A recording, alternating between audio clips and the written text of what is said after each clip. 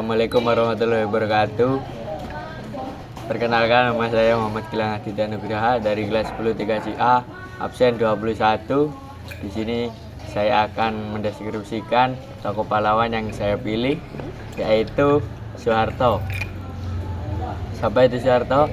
Soeharto adalah presiden kedua Indonesia yang memerintah selama 32 tahun dari 1967 hingga 1998. Ia dikenal sebagai tokoh sentral dalam transisi kekuasaan dari Presiden Soekarno melalui peristiwa politik besar yang dikenal sebagai Gerakan 30 SPKI.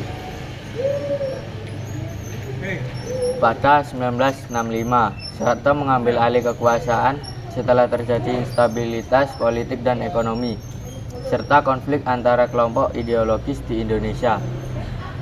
Soeharto lahir di Kemusuk, Yogyakarta pada 8 Juni 1921. Ia berasal dari keluarga petani sederhana. Karir militernya dimulai ketika bergabung dengan Koninklijke Nederlands Indisch Leger atau KNIL pada masa penjajahan Belanda. Kemudian dilanjutkan ke Tentara Nasional Indonesia (TNI) setelah kemerdekaan.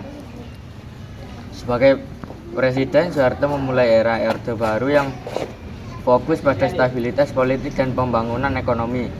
Pada masa pemerintahannya, Indonesia mengalami pertumbuhan ekonomi yang pesat, terutama pada 1970 hingga 1980, dengan dukungan kebijakan yang didukung oleh bantuan luar negeri dan eksploitasi sumber daya alam.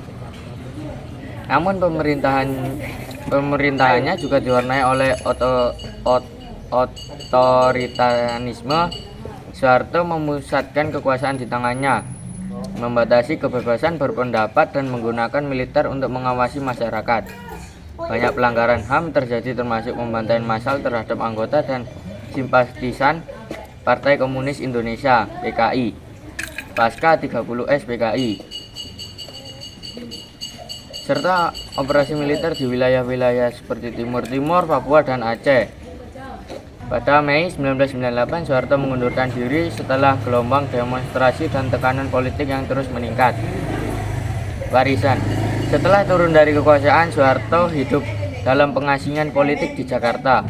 Ia menghadapi tuduhan korupsi, tetapi tidak pernah disidangkan karena alasan kesehatan.